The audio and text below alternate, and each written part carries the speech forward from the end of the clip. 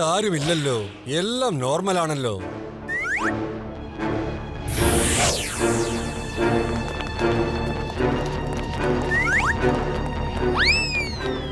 അല്ല, നേരത്തെ ഇവിടെ ഒരു മണി പ്ലാന്റ് ഉണ്ടായല്ലോ, ഇപ്പൊ കാണുന്നില്ലല്ലോ. മണി പ്ലാന്റോ? ഇല്ലല്ലോ, അങ്ങനെ ഒന്നും ഞാൻ കണ്ടിട്ടേ ഇല്ലല്ലോ. ഞാനിങ്ങോട്ട് കേറി വന്നപ്പോൾ കണ്ടതാ അത്. നിനക്ക് വലിയ സംശയം തോന്നി കാണും രവ.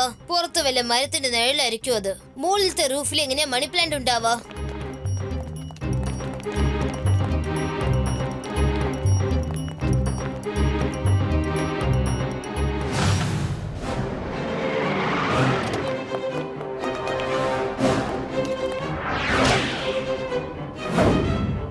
എന്താ വേണ്ടത്? ശിവ എവിടെ? അവനെ ഇറക്കി വിട്.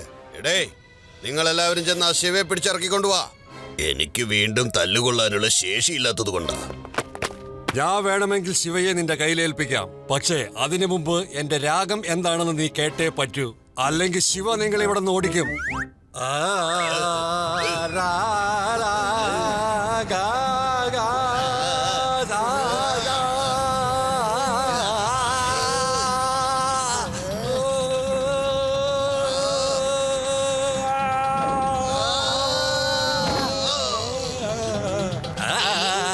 ഇതെങ്ങനെ സംഭവിച്ചു? അതെങ്ങനെയാണെന്ന് പറയാം.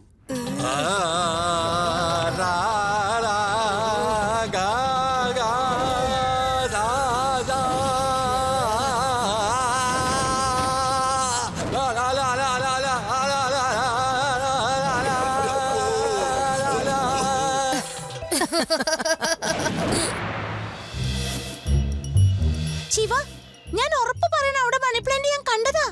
ആ തട്ടുമുകളിൽ ഒട്ടിപ്പിടിച്ചിരുന്നു. ഞാൻ അധികം ശ്രദ്ധിച്ചില്ല, പിന്നെ നോക്കിയപ്പോൾ അത് കാണുന്നുമില്ല.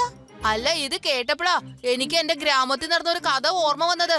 ഞങ്ങള് ഗ്രാമത്തിലെ ഹൈഡ് ആൻഡ് സീക്ക് കളിക്കുമ്പോഴുണ്ടല്ലോ, എന്റെ ശരീരം മുഴുവനും ചെടികളിൽ പൊതിഞ്ഞ് ഞാൻ എവിടെയെങ്കിലും ഒളിച്ചിരിക്കുമായിരുന്നു. നല്ല രസമായിരുന്നു.